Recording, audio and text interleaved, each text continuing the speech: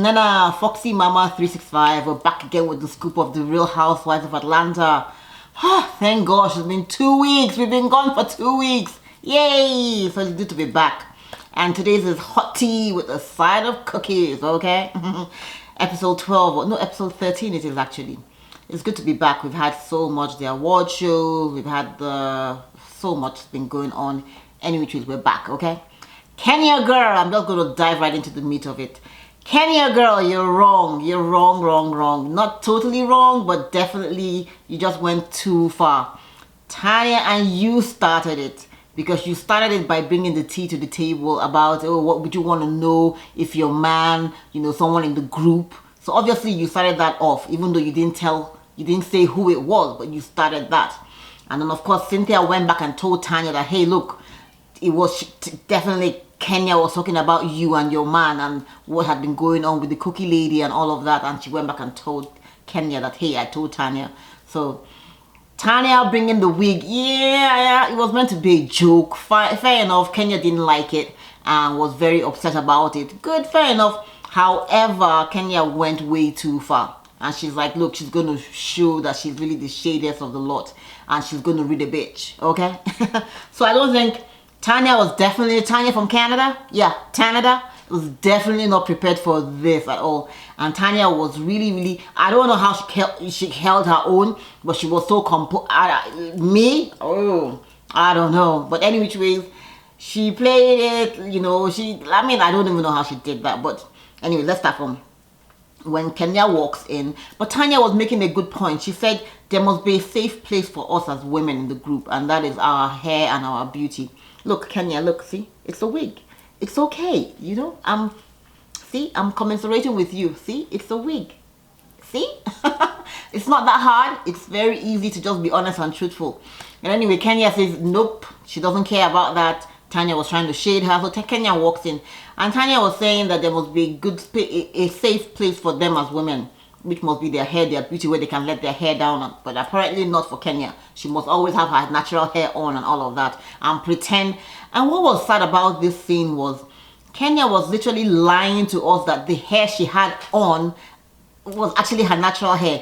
And everybody's looking at her like, bitch, are you kidding me? It's kind of like Cynthia saying to us that the hair, because Cynthia had braids, that those braids are natural hair. Come on. I mean, just be real. I don't think, and I think Kenya was saying, I know she mentioned when she had in the green room, I think she said that, oh, Tanya was coming for her livelihood. She works and makes her money with these hands, and she's building a $1 million empire. And, so she was all kinds of shady. And I'm thinking, I get why, her product is targeted at natural hair, hairline and all of that.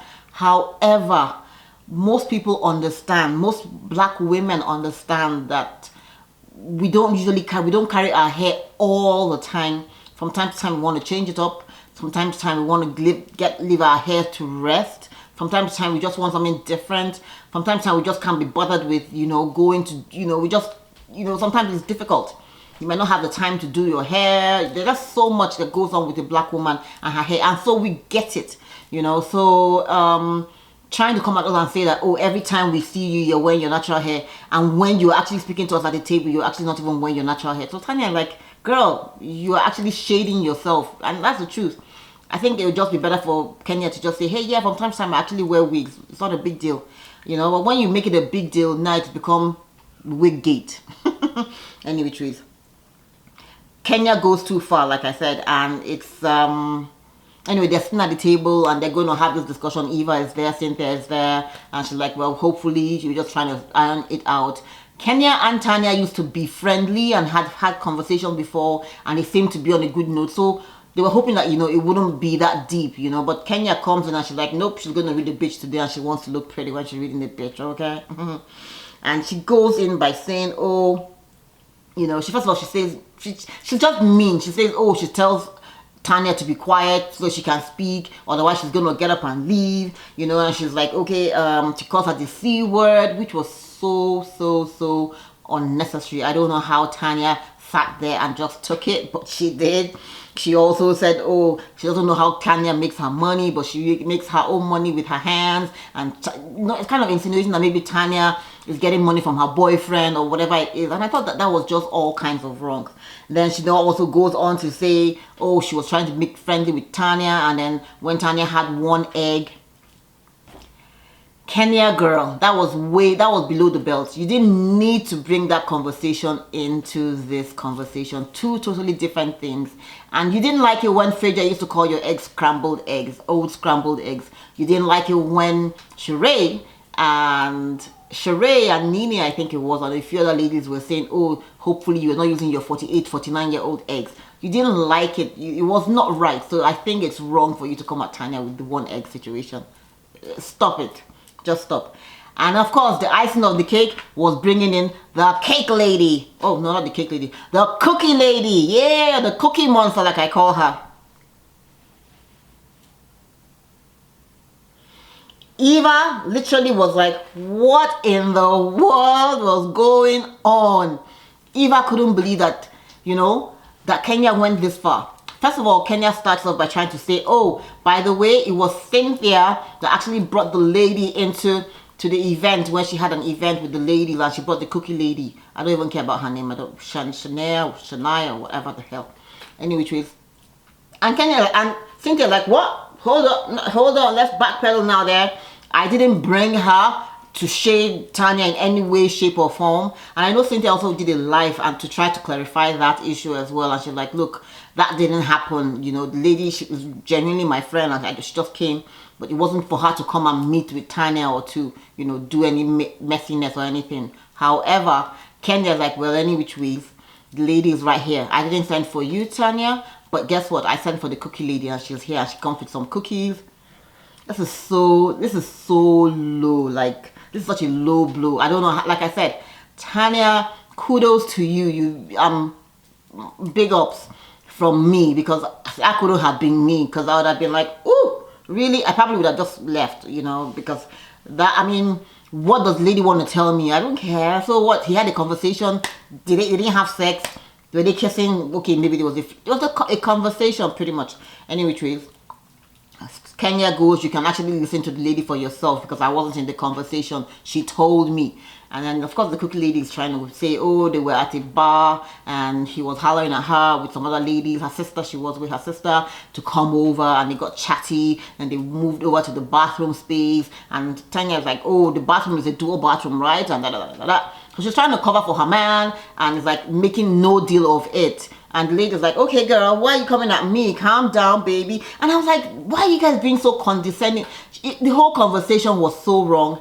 Then, of course, you also have the cookie lady telling Tanya that, oh, she take it down a notch, you know, why are you coming for me? Is it because I'm beautiful? And she was like, and your man decided to glance at me because, and I'm like, girl, you're not even, listen, if you put you here and they put Tanya here, I'm going with Tanya from Canada, okay? It just didn't make any sense. If the cookie lady seemed okay before, at this point I'm like, nah, not for me. She ain't, nah. I just thought it was mean-spirited for her to have followed along with Kenya, to have done this. Nothing happened. Why would you put yourself, you know, like Tanya said, it's like someone sitting in the audience in front of Jay-Z and saying, oh, she got pregnant. Truly, it was just so ridiculous, and it was below the belt. Kandi won't take it if you did that to her. Cynthia won't even take it. She will kick, okay? Nene would definitely be having none of that. And Kenya, you definitely wouldn't want anyone to do that to you if they found out that Mark was having an affair. You know, you wouldn't want another woman to be that mean-spirited. Not for me, no way. Anyway, moving right along. Porsha and Denis are off to see their shrink or whatever. And guess what? I really don't care. Fast forward. Porsha, your storyline is getting boring. If you're with Denis, be with Denis, and let's go have some fun and, you know, keep it pushing. If you don't want to be with it, I don't even care, all right? And that's how we say, bring back Phaedra, okay? You need Phaedra back for a new storyline, okay? And you guys know what? You know who does this very well? Kandi. Kandi knows how to bring her storyline back up, you know, change it up, switch it up, bring the escape girls when she does, bring in Mama, her Mama when she needs to, you know. Mama Joyce is a breath of fresh air. Please, where is Mama Joyce? Bring back Mama Joyce too, okay?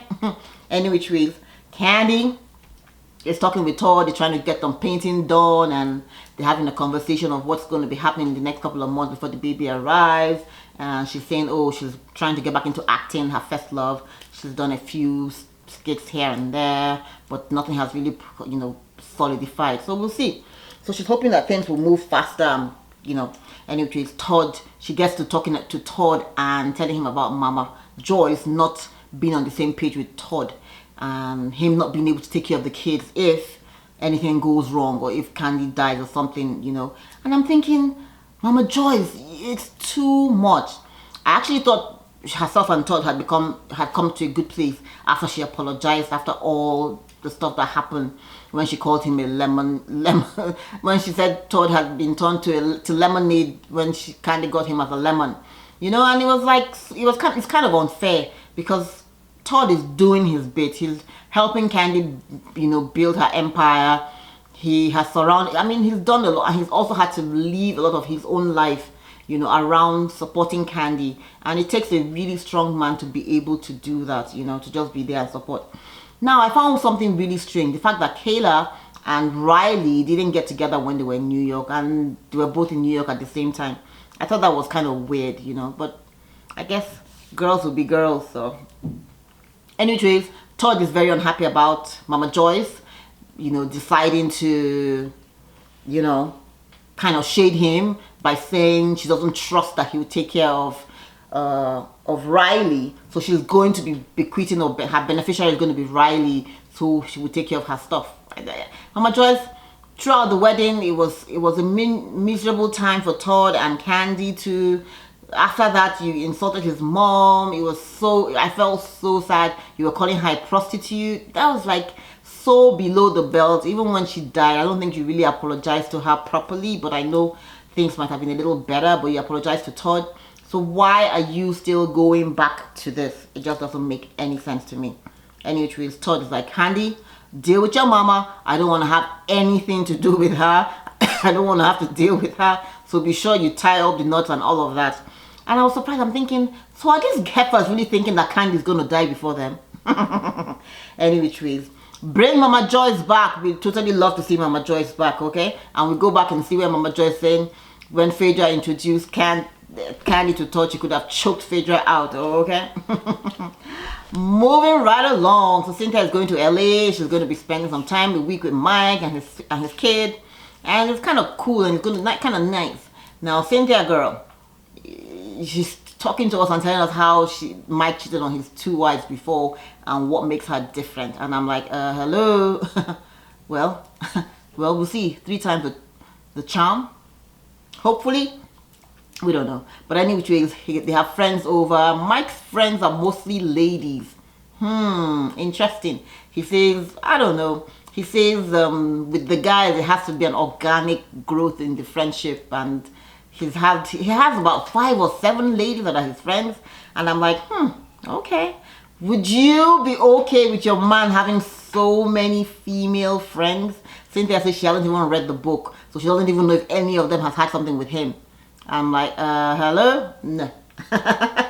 That's just me. But, I mean, to each their own. If you're safe and secure in yourself, go for it. And I think Cynthia seems to be safe and secure. Anyways, he's talking about how the fact that, after writing the book, his book is coming out soon. Cynthia says she hasn't read it. I don't know why.